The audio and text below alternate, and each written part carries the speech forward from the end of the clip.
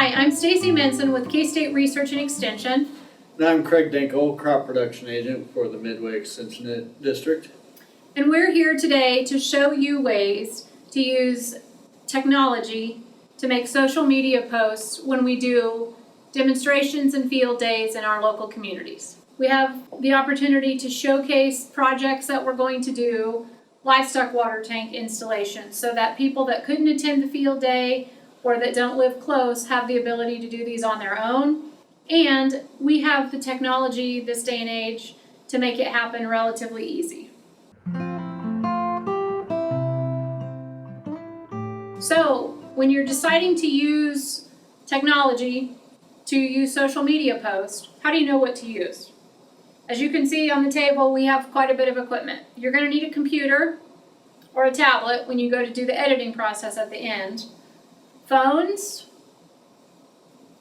tablets, and then depending upon your location, if you're in the rural areas where there isn't much cell phone service, you may need a portable MiFi so that you can have internet access, especially if you're going to do social media posts live on Facebook, for example. You're going to want to make sure you have good coverage so that the people watching you live understand what's going on.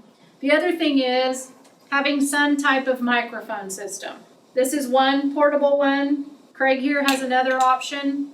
Yep, you either have the newer wireless ones that are available or a standard lapel wired mic.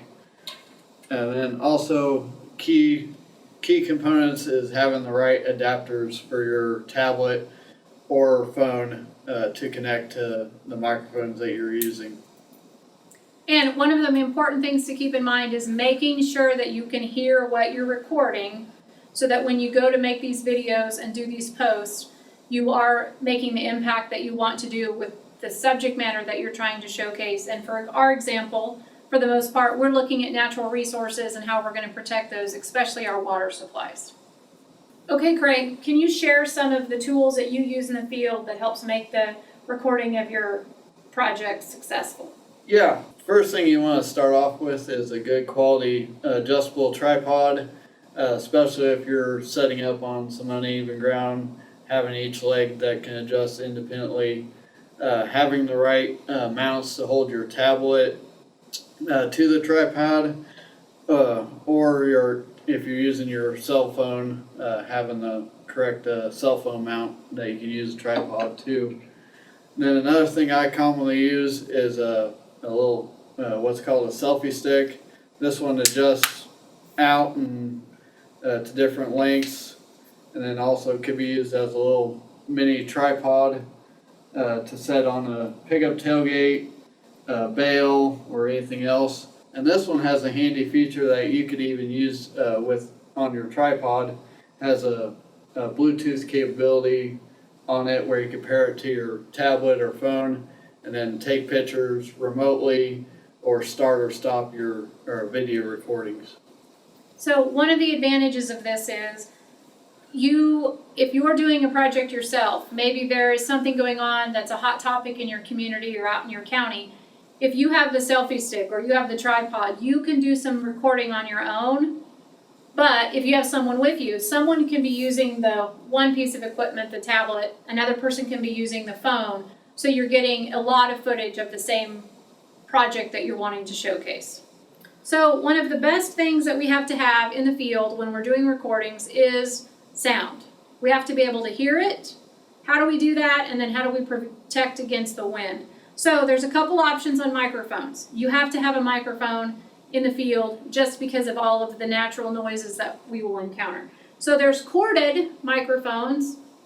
You can see has a cord, which would plug into your recording device directly. Or Craig, what's the other option? The other one is the wireless devices, microphone devices, and that would plug in the receiver to your tablet or recording device, and then also have the microphone piece that transmits wireless that will be on your person.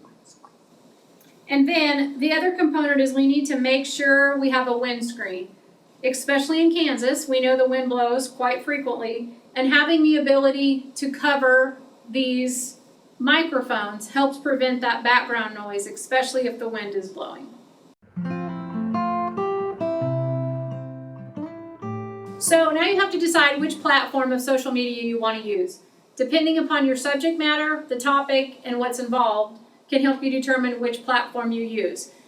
And the orientation of the device that you're going to use, vertical or horizontal. So for TikTok, X, or what was formerly known as Twitter, and Instagram, you're going to want to video in a vertical manner. That's the best way to capture that. The other thing is, these 3 platforms are short and quick, under a couple minutes, ideally maybe even under a minute. You want to give them a sound bite for viewers and listeners to want to come back and learn more, or go to your social media website, or your company website, your institutional website. So when we talk about TikTok, you can do videos, and you can do several, put them in a draft, and then you can combine them and make one, and then share it. You can also take pictures and then use narrative to share your story on TikTok. Remember, it needs to be short. And the one point to drive on TikTok, because those are things that people are just rolling through quickly, is say, hey, come back for more, or this was day 1, come back for day 2, so that they know there's more to come back and to follow your page. On Instagram, same thing. 1 to 2 minutes, you can do pictures, you can do video, and then you can put the pictures in specifically, and then in the narrative put the description, and it will make your post. Again, those are sound bites that we want people to understand. On Twitter, it's mostly, for the most part, some narrative and some pictures, and then having the hashtag so that you know to come back, follow, and go to those locations where your projects are going to be posted, whether it's websites, or whether for us with our livestock watering handbook, there will be a website dedicated for that, and you can download the different sections of the handbook. The next 2 platforms that I'll talk about are Facebook and YouTube. And those primarily, if you're using for video, make sure to use the horizontal plane to do your video recording. For Facebook, of course, you can do pictures and video on that. And then also a key component of that platform is to use the boost feature to when you share the video to get some extra views.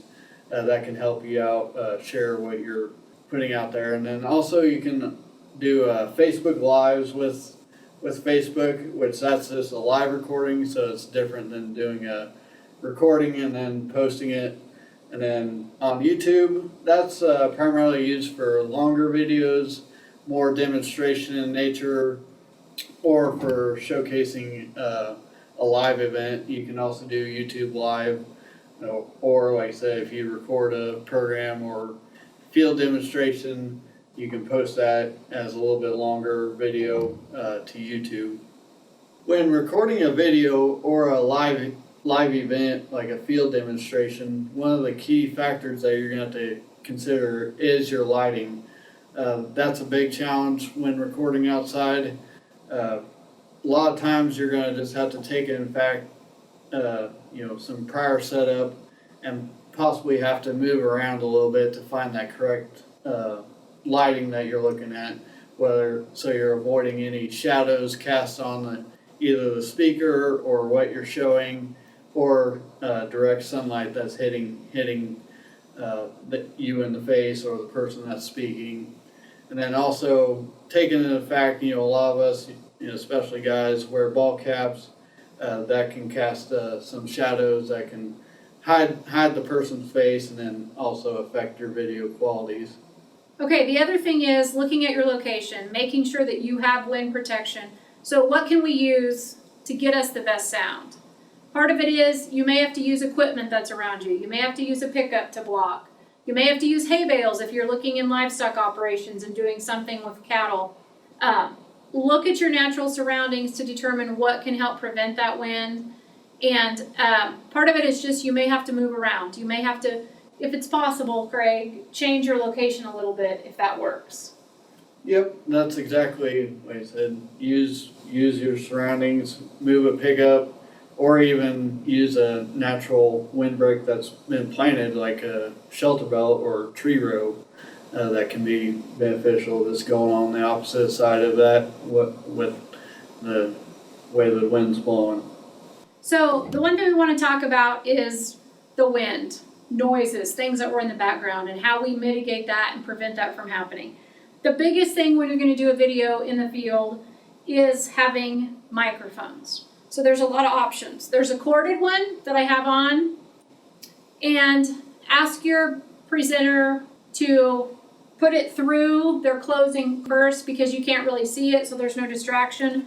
Versus if I have this here, it's messing around, it's hanging, and if I'm working trying to put a tire tank in and I have a skill saw or I have pouring concrete, it's really easy for this to fall, get into the equipment, and possibly be a hazard that could get someone hurt.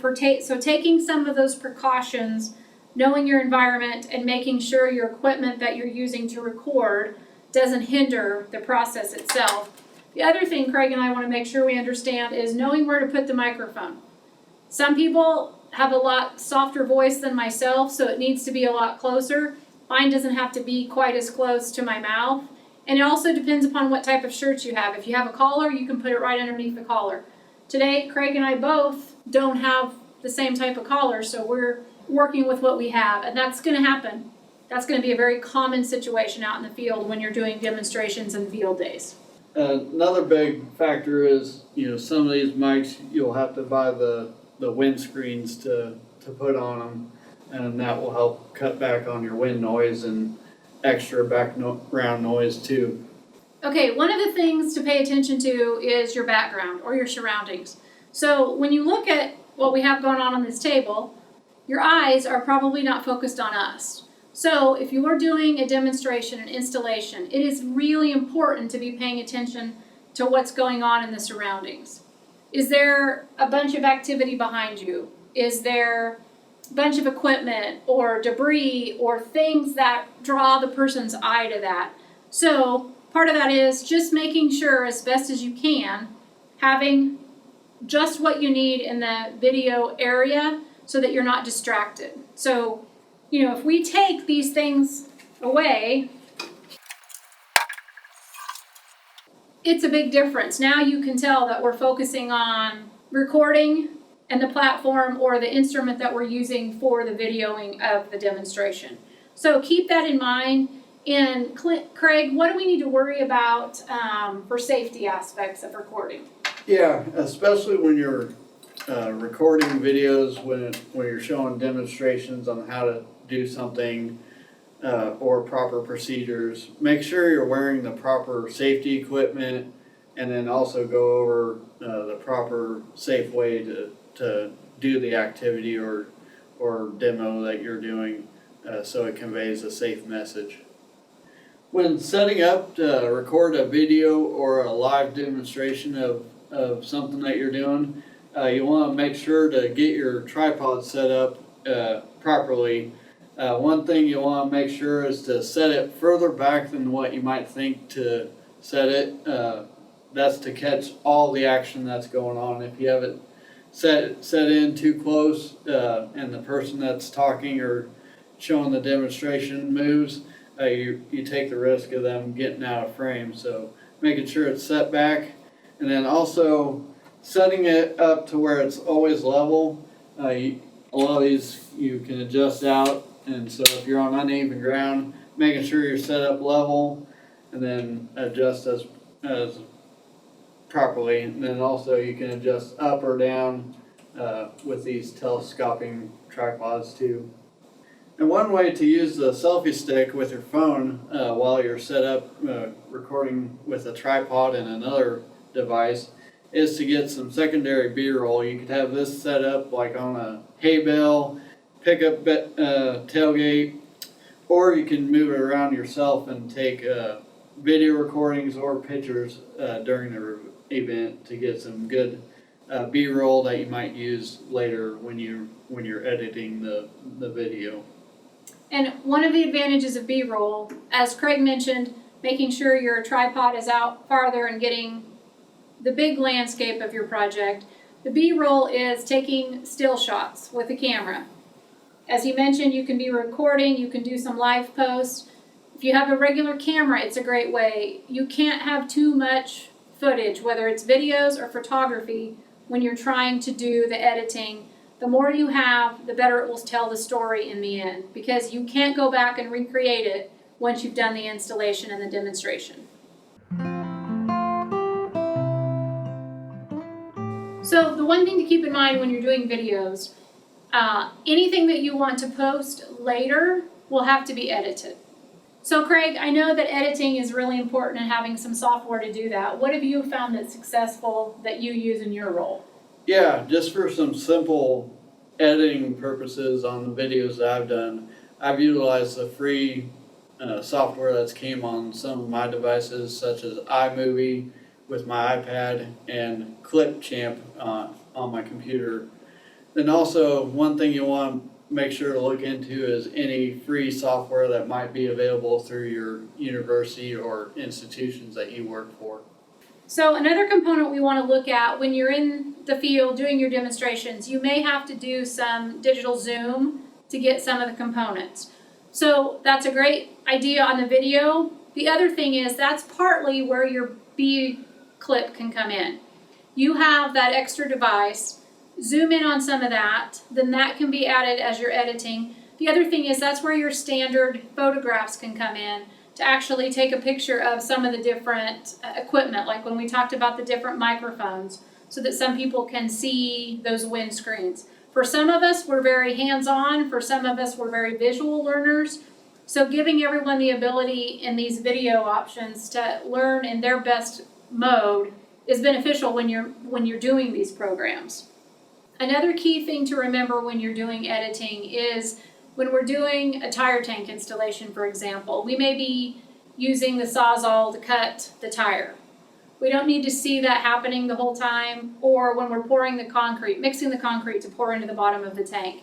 We can either trim some of that video or speed it up so that we have the important beginning, middle, and end so that you see the process, but you don't have to watch the entire process. One thing you might have to do, even with the best windscreen and protection that you try to put in place, is do voiceovers on videos. Sometimes it's just unavoidable, either to get out of the wind, or you'll have background noise going on with the demonstration that you're trying to do, with either people talking in the background.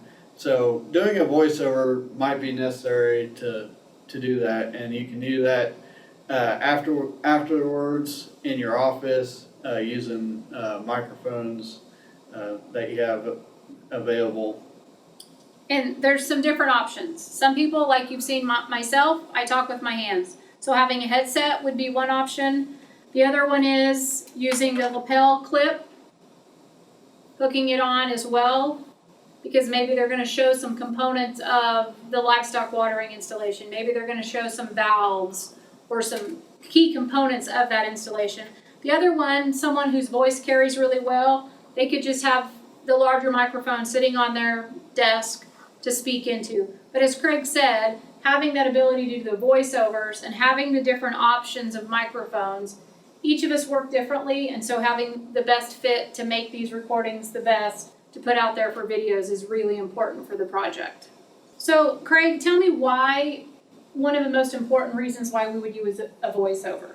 A voiceover is really good to do to highlight key areas of the demonstration that you want to add more context to explain more in depth during the video, and then also towards the end you could do just an overall voice summary of the project or demonstration that you're doing.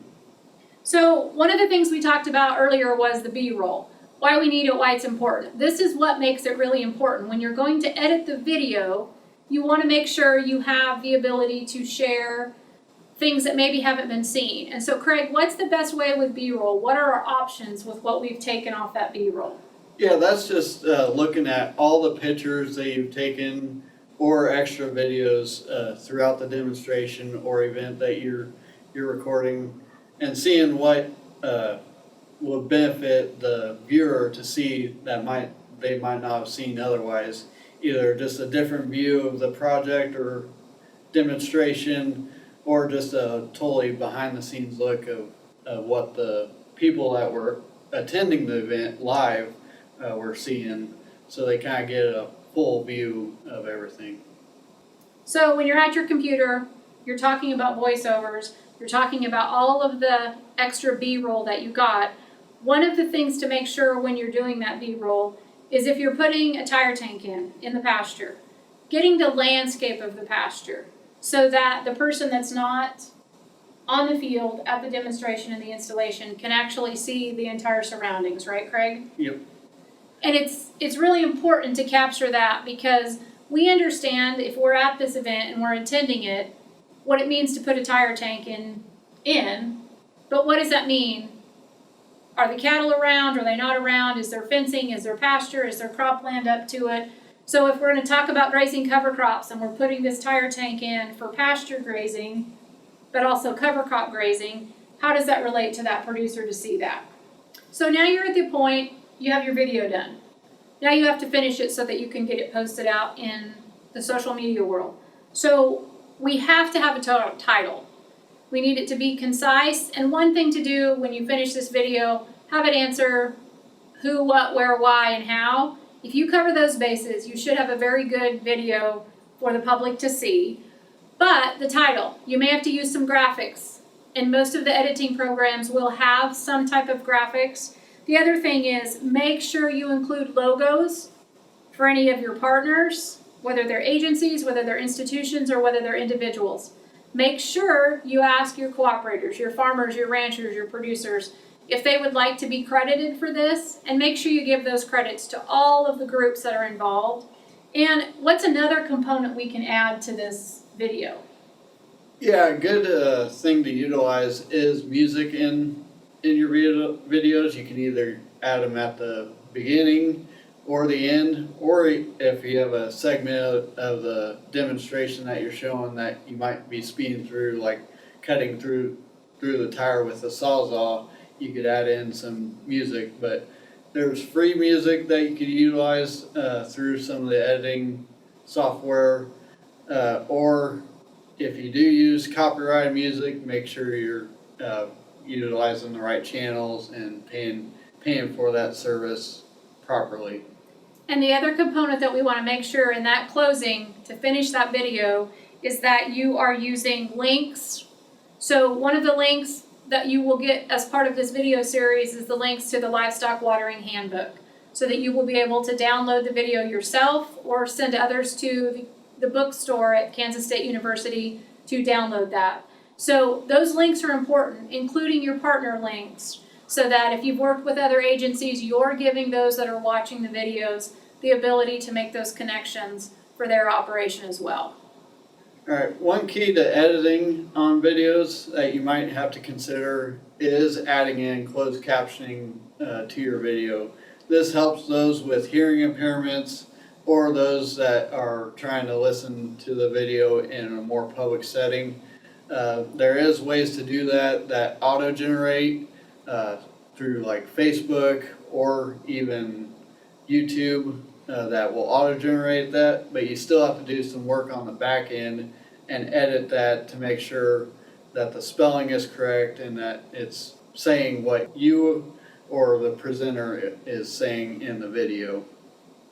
The other thing that we have to make sure we cover is if you have youth under the age of 18 in your videos, maybe they're helping their grandpa or their dad in the installation, we need to have signed releases. It protects you and it protects them.